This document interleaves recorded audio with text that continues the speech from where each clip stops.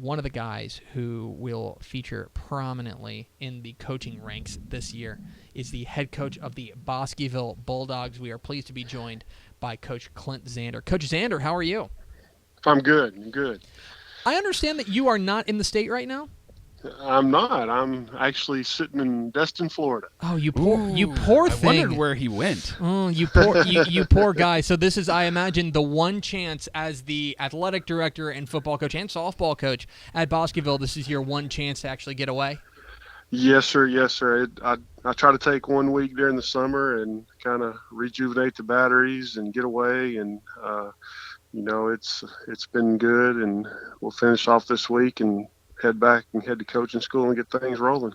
First and foremost, I know that there are a lot of folks out there who know about this story, but perhaps others who don't. I understand you had a little bit of a health crisis during the season last year. How are you feeling? What happened? Tell our listeners a little bit about what happened.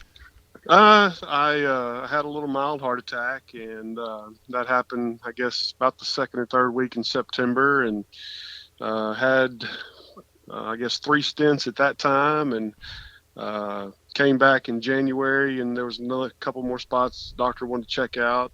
Put 1 more stent in January, so I've got 4 stents total, and lost a lot of weight and on a few medicines, and he says everything's going well. So I'm rocking and rolling and feel pretty good. Thank you for asking. Well, we are very, very glad to hear that. We need you on the sideline this week, this season. And first and foremost, I want to talk a little bit about last year. You guys had a bit of an odd run where 6-4 through during the season, kind of 3-2. You get into the playoffs, but I think everybody kind of looked at you guys and said, "Oh well, is this a team that can really make a run?" And all of a sudden, you guys rattle off a couple of playoff wins and look very promising. When you look at last year, how do you kind of sum up how last year went for the Bulldogs?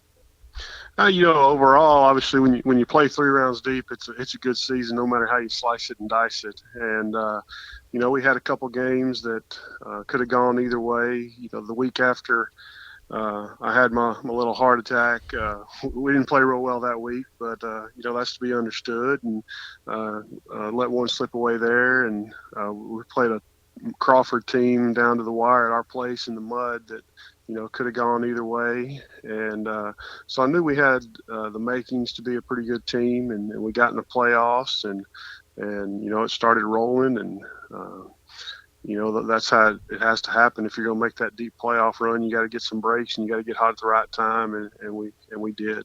Did you feel from your team that maybe after that first playoff win over Heiko, you guys are then going into an area round game against a really good Clarksville team?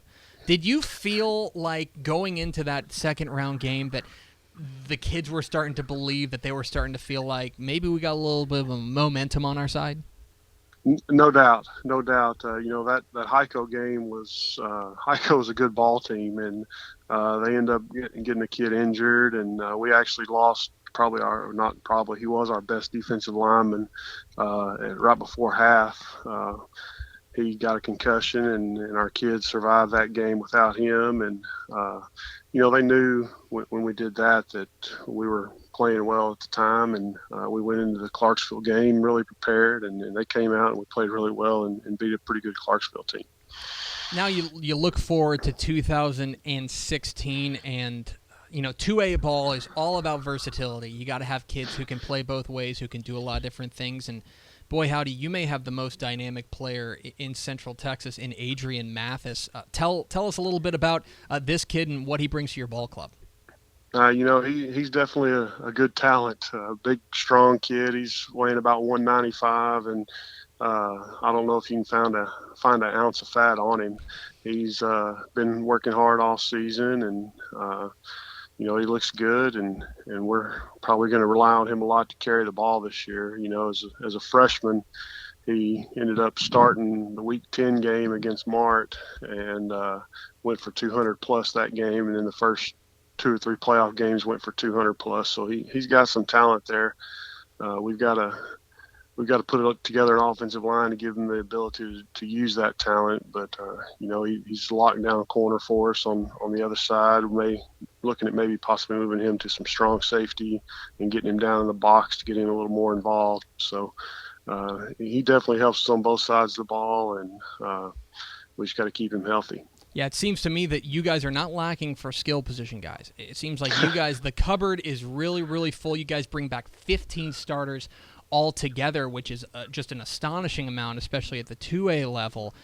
It seems like, to me, and correct me if I'm wrong, it seems like one of the biggest challenges you're going to have is how to get the ball to all these different weapons.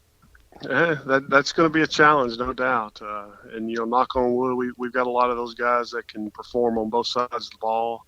And the good thing is most of them are seniors, are going to be seniors. And we were talking the other day, we're going to have nine seniors that are contributing on both sides of the ball. And when at our level, when you get that, I mean, that's probably the most I've had since I've been at Bosqueville as far as total number of seniors that can play both sides of the ball and help us. And we got some very good skill kids offensively, and then they flip over on the other side of the ball and help us on defense. And it's a good problem to have, no doubt. Good problem to have.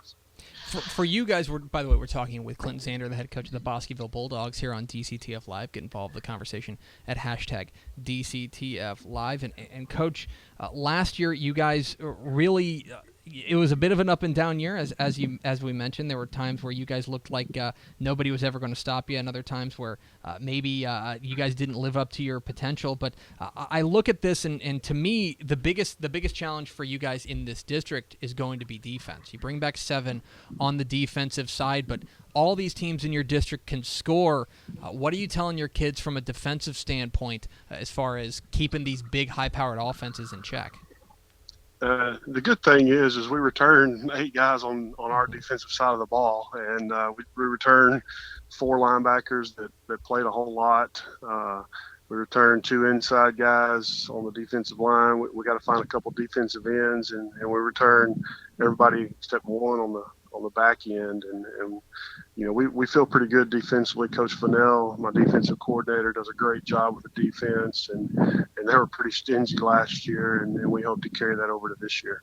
You guys have a pretty brutal schedule, bookended by really big road games, I would say. In the your season finale will be at Mart in November, which must get your tickets right now. It should be an outstanding game.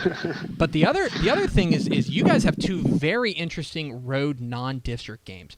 You play Waco Riker, one of the very best and very most consistent Central Texas private schools in non-district.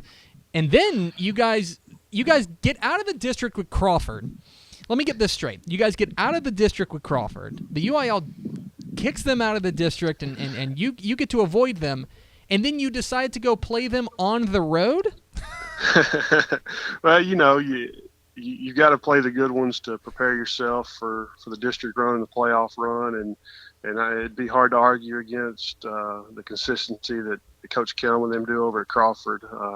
They're always good, and heck, they played to the semifinals last year or whatever it was, and the year before they made a deep run, and we were looking for a game, and we talked beforehand. Actually, at the Region Center, I hadn't had anything set up for that week, and he said, "Hey, if we end up not in the district, I've got this week open. You want to play?" And I said, "Yeah, let's do it." And it's going to be good for our kids. I think they schedule us for homecoming, so that'll be a little more incentive on our end to go over there and try to spoil the homecoming. But we look forward to it. They're always good, and I competed against Crawford when I was in high school, and they hadn't changed much since then.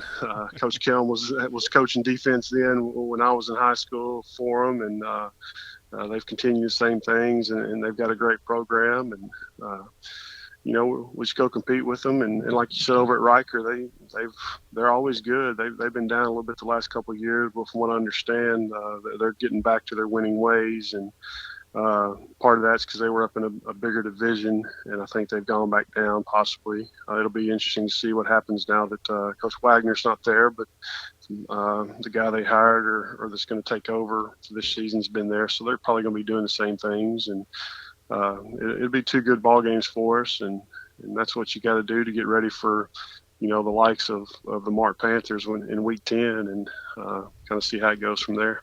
He is Clint Zander. He is the head coach of the Bosqueville Bulldogs. Follow him on Twitter at Coach Zander. Coach, appreciate you taking time out of your vacation. Don't talk to anyone else. Just go sit on the beach and enjoy yourself, and I'm sure we'll be talking. That's the plan. Thank you much.